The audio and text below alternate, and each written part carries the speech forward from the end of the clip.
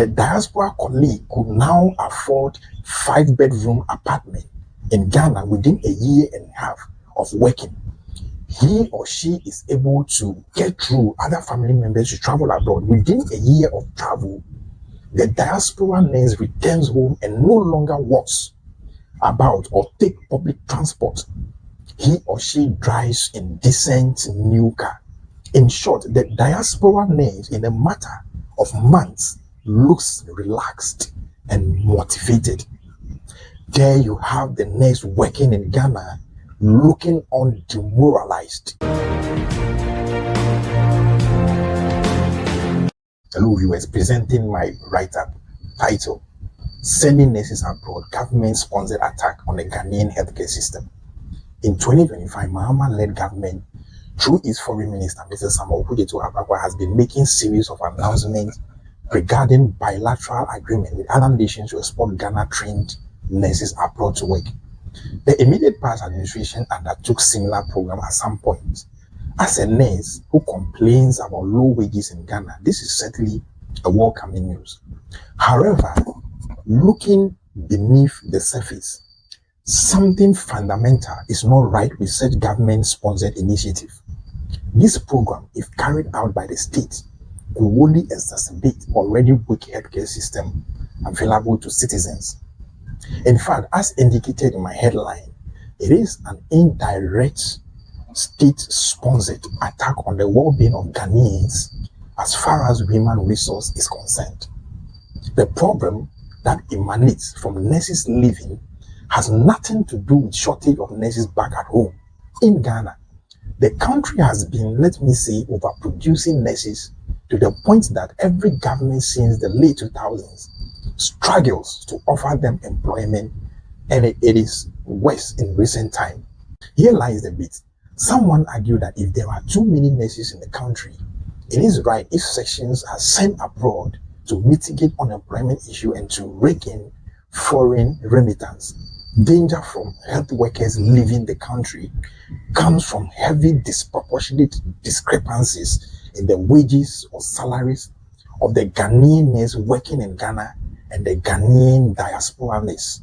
That is where the danger lies, not in shortage of nurses in Ghana due to sending of nurses abroad. The question is how? How does Ghanaians leaving the country pose a threat to the Ghanaian healthcare system? Nurses in the country witness on weekly or monthly basis their own colleagues travel abroad and they continue to maintain contact with one another. In their interactions, they discuss what it is like to be a nurse in Ghana and in places like in the UK, Europe, or America. The nurse in Ghana does not need to be told that living conditions of his or her colleagues abroad is far better than him back home. He sees for himself how one struggling colleague of his transformed beautifully, so to speak, within a space of just 6 or 12 months.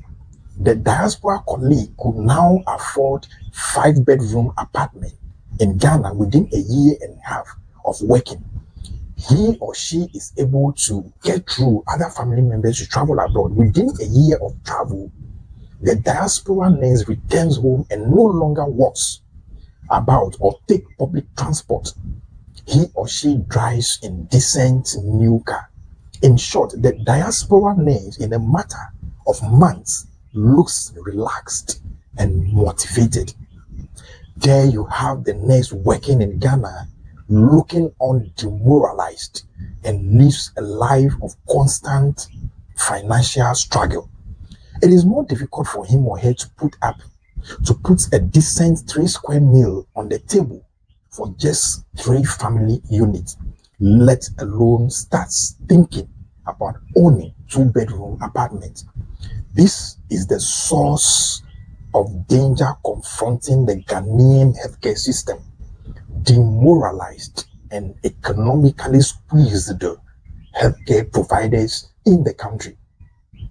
As already indicated, majority of nurses have only one source of hope, an opportunity to work abroad. They take desperate measures to make it happen. Most have succeeded and a lot more are hopeful.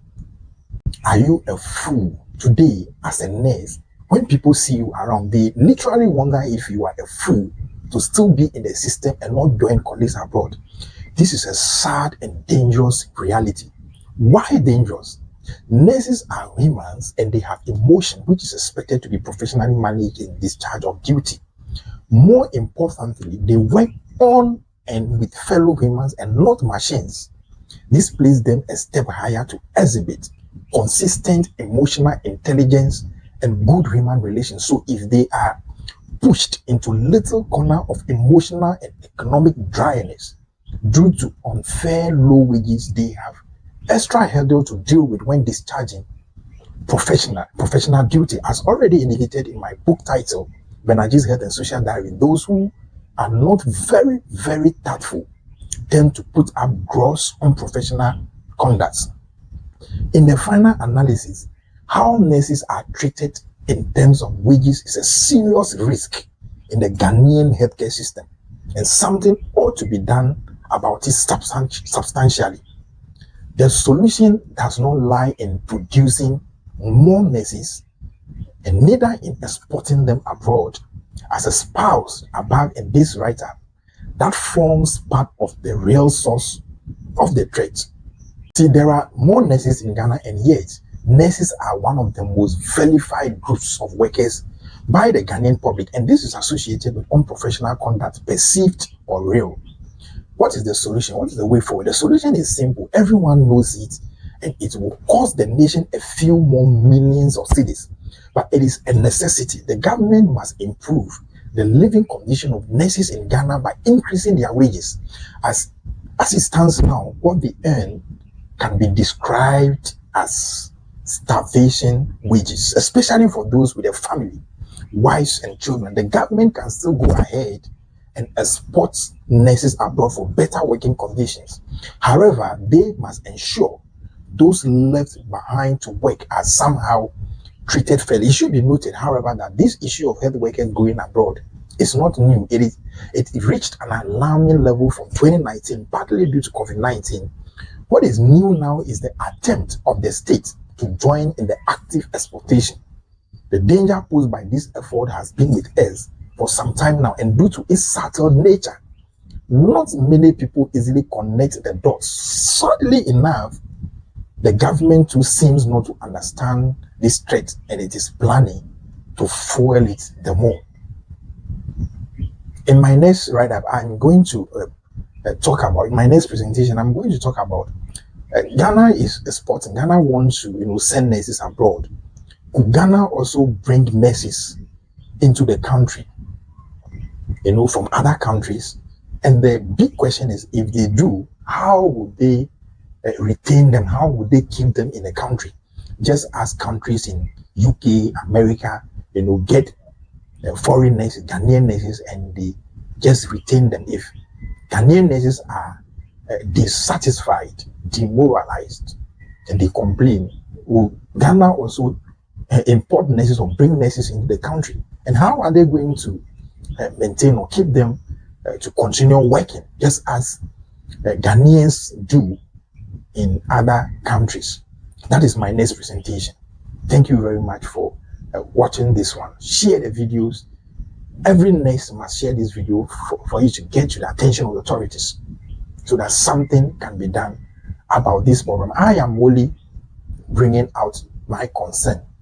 I am not the cause of the problem, just like Martin Luther King Jr. said, when a doctor with his ingenuity discovers cancer in the body, you don't blame the doctor for causing the cancer, but you will praise the doctor for using his skills and his knowledge to bring out the cancer so that it can be cured early to prevent spread to all parts of the body, which is much, much more dangerous.